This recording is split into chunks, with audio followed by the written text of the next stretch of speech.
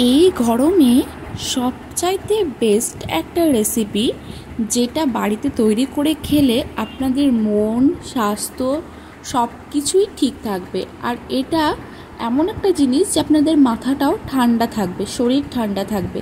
তো এই রেসিপিটির নাম হচ্ছে লাউ দিয়ে দই বা দই লাউ রেসিপি।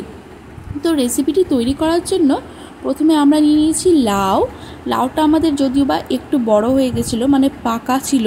আপনারা একদম কচি যদি লাউ পান সেটা দিয়ে রেসিপিটা করলে এটা আরও ভালো হয়। আর সাইজগুলো দেখলেন একদম লম্বা লম্বা পাতলা পাতলা করে কেটে নেওয়া হয়েছে। আর এখানে মশলার মধ্যে পেঁয়াজ, শুকনো লঙ্কা, তেজপাতা, গরম মশলা, কাশ্মীরি লঙ্কা গুঁড়ো, মৌরি, জিরে আর আদা বাটা। আর এখানে দেখুন একটা কাপে আমরা নিয়ে নিলাম 1 চামচের মতো দই। আর এই যেখানে বাটিটা রাখা রয়েছে বলছি, সেটা আগে মাছিটা তাড়িয়ে নিই। মানে রান্নাবাড়ির সময় মাছি আসলে পারে না, খুব মাথা গরম হয়। আর দেখুন বাটিতে এটা জাফরানের জল ভেজানো ছিল, মানে জলের মধ্যে জাফরান দিয়ে এটা প্রায় 1 ঘন্টা আগে থেকে ভেজানো ছিল, যার ফলে কালারটা খুব সুন্দর এসেছে। আর এই যে দইয়ের মধ্যে মা 1 চামচ চিনি দিল আর দিল অল্প পরিমাণে লবণ। এবার এগুলো দিয়ে ভালো মতো মিক্স করে নিল। এবার আমরা রেসিপিটি তৈরি করে নেব। আমরা প্রথমে হাঁড়িতে দিয়ে দিলাম সয়াবিন অয়েল। তেলটা গরম হয়ে গেলে তার মধ্যে দিয়ে দিলাম 3টে শুকনো লঙ্কা আর দিয়ে দিলাম পেঁয়াজ। এবার আমরা একটা ফোড়ন রেডি করে নেব।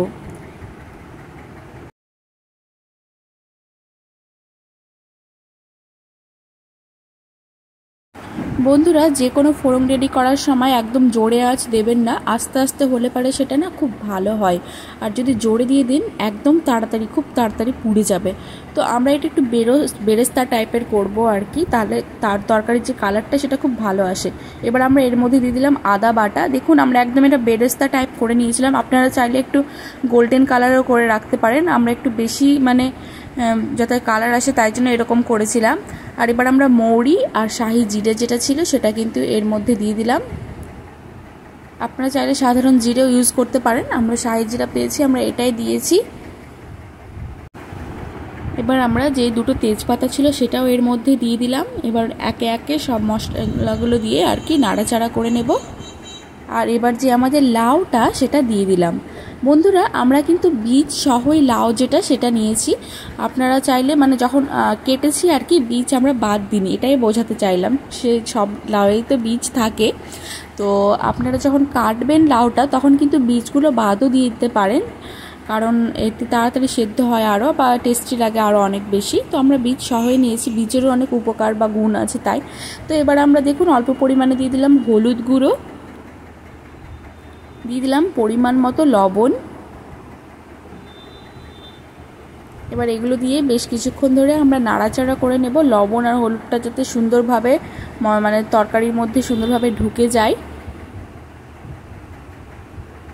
বন্ধুরা, জানি না কেন আজকাল আমার ভিডিওগুলোতে ভিউজ সেরকম পাচ্ছি না, তো যাই হোক আপনারা একটু আমাকে সাপোর্ট করবেন।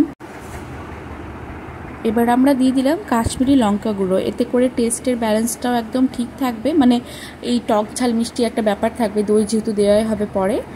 আর কাশ্মীরি লঙ্কা গুঁড়ো দিলে কি বলুন তো, কালারটা খুব সুন্দর আসে, ঝাল অত্যাধিক বেশি হয় না, বাট কালারটা না বেশ মিষ্টি আসে। তো দেখুন লঙ্কা গুঁড়ো দেওয়ার পর আমরা ভালো মতো এটাকে নাড়াচাড়া করে নিলাম। আর এটা কিন্তু যখন আপনারা তৈরি করবেন একবার করে ঢাকা দিতে হবে আর রান্না করতে হবে, কারণ এটা সেদ্ধ হতে একটু টাইম লাগবে। যেহেতু আমাদের মানে যে লাউটা সেটা একটু পাকা লাউ ছিল, মানে হালকা, সেরকম বেশি না, প্রথমে আমরাও বুঝতে পারিনি। আর এখানে যে দইটা ছিল দেখুন মা এটাকে আবারও ভালো করে নাড়াচাড়া করে নিচ্ছে, যাতে চিনিটা এর মধ্যে ভালো মতো গলে যায়। চিনি আর লবণ দেওয়া রয়েছে এতে। আর এই যে আমাদের জাফরানের জলটা ছিল সেটা এই দইয়ের মধ্যে মিক্স করে নিল, কারণ এই দুটো যেহেতু একটু শেষের বেলা, মানে একটু 80% যখন রান্না হয়ে যাবে তখন দিতেই হবে, তাই জন্য দুটো একসাথে মিক্স করে নিল।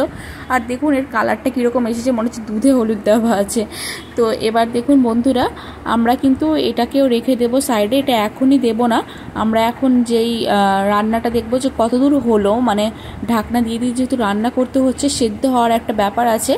তো প্রথমত যখন আমরা ঢাকনাটা তুললাম তখনও দেখছি ভালো মতো সেদ্ধ হয়নি, তাই জন্য আমি আপনাদের বারবার বলছি লাউ যদি গাছের হয় তাহলে তো খুব ভালো, তো একটু কাঁচা লাউগুলোই, মানে কচি লাউ যেগুলোকে বলে সেগুলোই নেবেন, তাহলে আরও ভালো হবে, আরও খুব তাড়াতাড়ি সেদ্ধ হবে।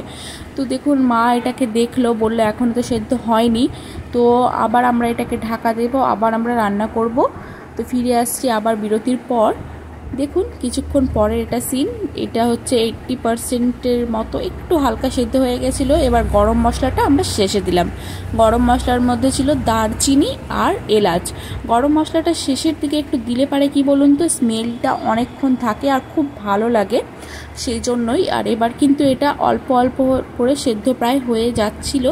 তো বন্ধুরা আমি বলি, এই লাউ মানে যে বাড়িতে তৈরি করবেন তারা হচ্ছে যে এই জিনিসটা অনেক লক্ষ্য রাখবেন যে সেদ্ধ কিন্তু ভালো মতো করতে হবে, নইলে কিন্তু ভালো লাগবে না।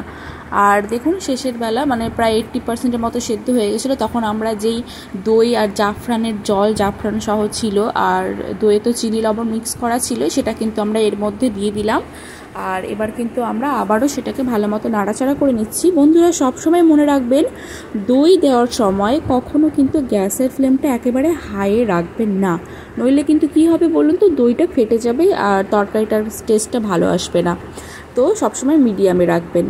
তো দেখুন বন্ধুরা, আমাদের লাউ দই বা দই দিয়ে লাউ রেসিপিটা একদম রেডি হয়ে গেছে। আমরা এখন এটার মধ্যে দেশি ঘি দিয়ে দিচ্ছি, তাহলে এর স্বাদটা আরও ভালো লাগবে।